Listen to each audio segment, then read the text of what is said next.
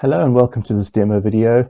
Before we get started, I'd just like to explain to you a few things which will relate to all of the basic range spreadsheets. Number one, there is a key on the intro and setup tab of all of the spreadsheets showing what the different color headers mean. The blue headers mean that the cell's formulated, so it's locked and you can't change it. The yellow headers are where you can input data, and occasionally there might be some gray headers, which is just a different kind of data input, but we'll include instructions as and when that happens. The other thing that you can be aware of is there are ways in which you can damage the spreadsheet. So please do take a look at the link where you see this image, which will take you to a web page to show you how to better preserve your spreadsheet.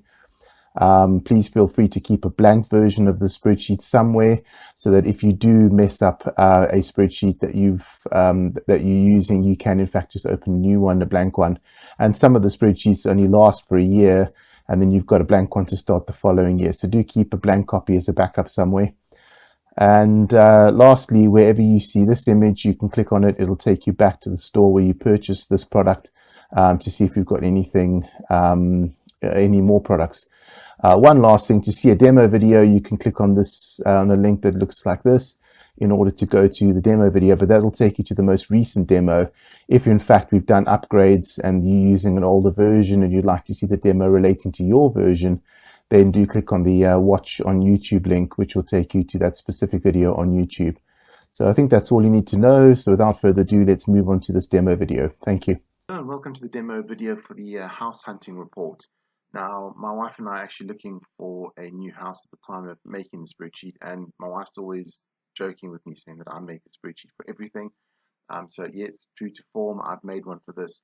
I thought that there'd be a lot of other people out there who could find this useful, because we should have found this useful. So I thought there'd be loads of other people who may want to try this. So I thought I'd make this spreadsheet available to you guys. Let me show you how it works. Essentially what it is it's just a spreadsheet to store all the information for all the properties that you've either found online or that you've been to see. And then what it does is it ranks the properties, and it ranks according to two different scores. One of them being the score, which I'll show you how the score works, and the other one being your rating. So let's start off with the score. You need to list up to 10, I think it's 10, let's have a look and see how many there are. Yes, 10. You need to list up to 10 criteria for the house.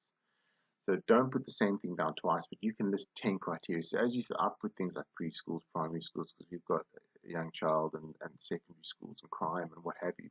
You can put whatever you want in there. Whatever's important to you, list the 10 things that are most important to you when looking for a house, and whatever those might be. It may be the state of the property, it might be it could be absolutely anything. You might want to be near a football club or rugby club or whatever. It's totally up to you.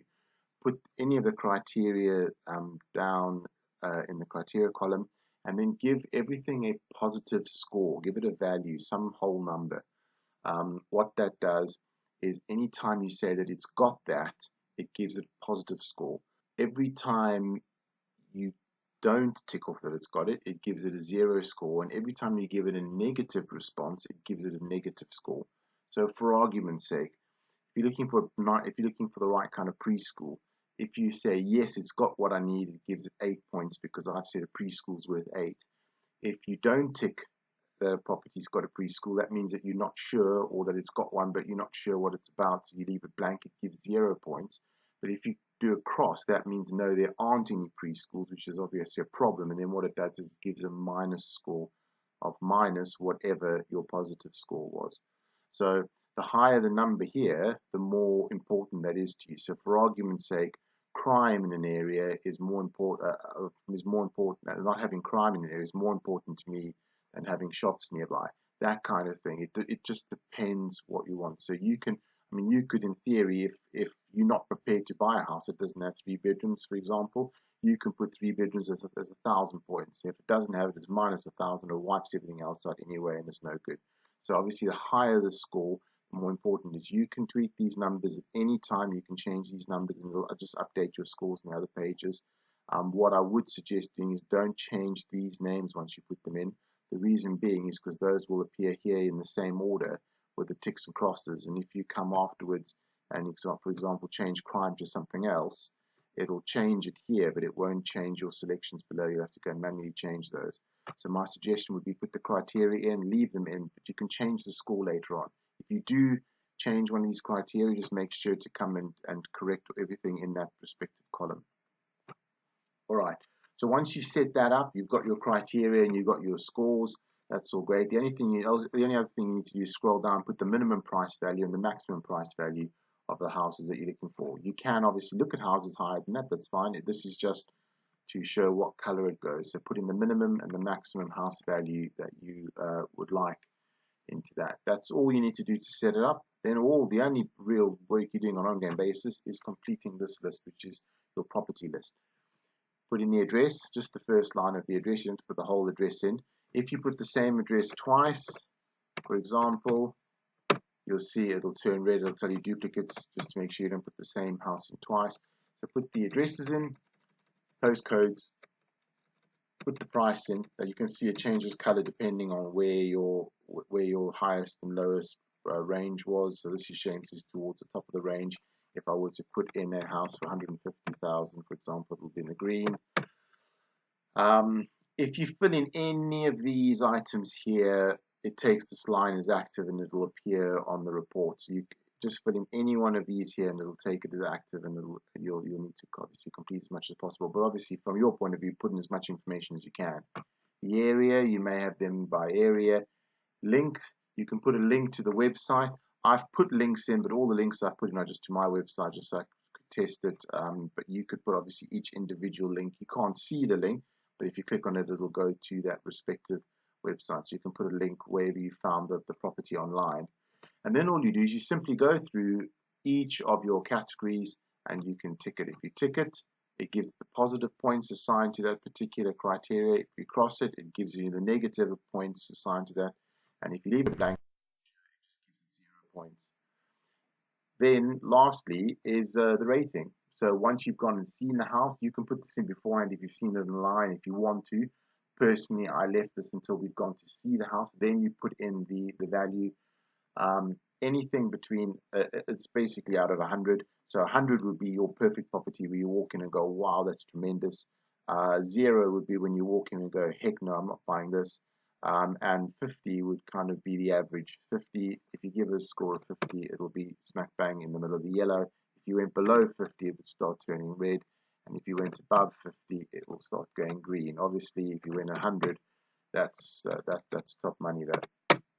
So just put in your rating out of 100, and then you can just put in any notes. Often you're reminded which house it is. If you say this was the one with the three large rooms, or this is the one near the park, whatever. Just some note that reminds you of which property it is. It just gives you something useful to remember. Otherwise, if you're like me, you keep clicking on these things, going, which one was that again? Which one was that again? So that's all you really do. Each property, one per line. It's as simple as that. That's all you do. Once you've set it up, it'll take the points from another page. Job done. All that's left for you is to enjoy this report page. So what this does is the first thing, it gives you the top 10 properties ranked by their score. So this is by all these ticks and crosses. What does that score tally up? This is one of the highest scores, number 3 High Street. Again, here you can see there are hyperlinks. If you click on there, it'll take you through to the property. It doesn't turn blue like the other ones, but when it resorts, whichever one you click on, it'll open up that particular property online. So you've got your score, these are your ratings, and it shows you the rank. So this one ranked 1 for ratings, but obviously score, it's ranked number 3. Whereas if you scroll down, now you've got it based on the ratings. So you've got 2 top 10 tables. So obviously logic would dictate whichever house is higher up on both of these lists. So the top 3, you've got 3, 2, 1, 3, 2, 1, 1, 2, 3. The top 3 are top 3 on both lists. So I would say those top 3 are the 3 houses that you seriously need to be looking at. If you have a look here, you see one of them fails on crime. So I would say the top 2 would be the ones to look at. You can see they're obviously higher up on the score. So really that it brings in the top 10. Now obviously I've only got 5 properties in, so you've got 5 and 5. But if you start having 20 properties, you may have these ones that are only on one list, not on aren't on the other list. So it will become clearer as to which properties are the ones to be seriously looking at. If you scroll down, there are a few more stats at the bottom here. You can see all of your different categories and how many of them pass. In other words, shops, all the properties pass, and location, all the properties pass. But the lowest one we've got here are these three: primary schools, crime, and parking. Those ones are 60%. So you'll be able to see which of your categories are the ones that are kind of widely represented with the houses, and which ones you've got the biggest issues with the houses you found. I found this quite useful just to see which of these criteria we're having problems with. And then just a few stats at the bottom: your average property price, your average score, average rating, how many blank selections per property, how many ticks per property, how many crosses per property on average. And then you've just got your property price, your band, your property ranking. These are based on your rating that you've given the house, 80 to 160 to 79, and so on. And you can actually see where your how many properties you've got in each. So we've got kind of 60% in this light green. It's just an overall view for you to see how the properties are rating, how you've rated the properties that you visited, and that's it. So this whole page is automatically updated. If we come here, let's just have a look. 3 High Street, for example. If we come here, that's 3 High Street on the score, and we say, well, no, 3 High Street is actually, it doesn't have that, and it doesn't have that. Now we come here and we can see 3 High Streets drop down to number 5 on the score. So these will automatically update as you go and fill in information here. So if you discover something new, you can come and change it.